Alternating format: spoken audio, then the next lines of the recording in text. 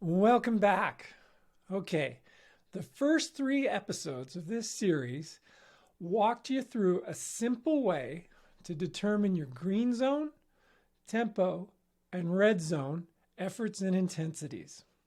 Now we're going to get into the practical application of those zones and those ranges and targets that we discussed. So the first thing is you'll notice those targets, those three different targets, they have gaps between them, and in some cases, significant gaps.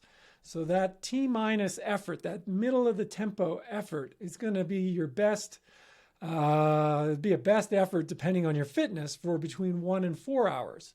And then that red zone effort is your best effort for 6 minutes. So between those 2 points is a whole lot of performance and a whole lot of durations.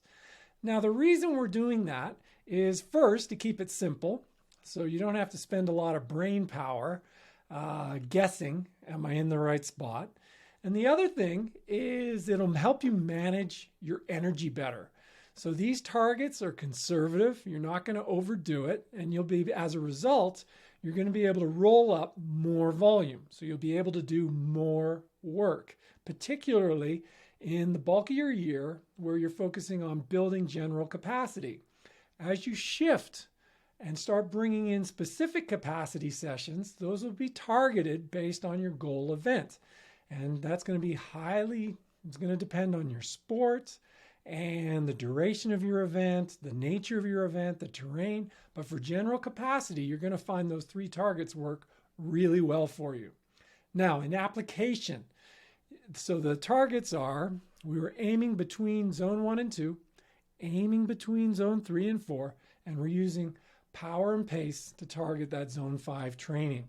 What you'll find, particularly for the green zone and the tempo training, is if you set a heart rate cap that's in the middle of, say, zone 2 or the middle of zone 4, heart rate zones that is, that can act as an early warning system that you've either given yourself enough stress in the session or you need to back off a little bit. There's a video in my YouTube channel about decoupling. There's more in there about that for you. Finally, I want to warn you against getting excited when your heart rate is up. And I used to call that DAF, dumbass fatigue.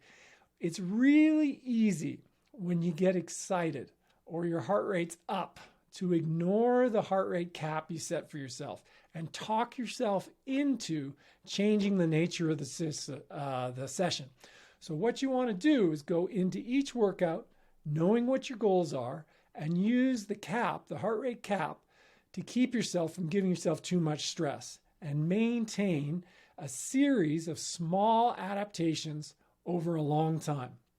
In the next episode, I'm going to give you some guidelines for dosing in terms of how much of each category and a good starting point that's worked for many people over many years. Hope you tune in. Thanks.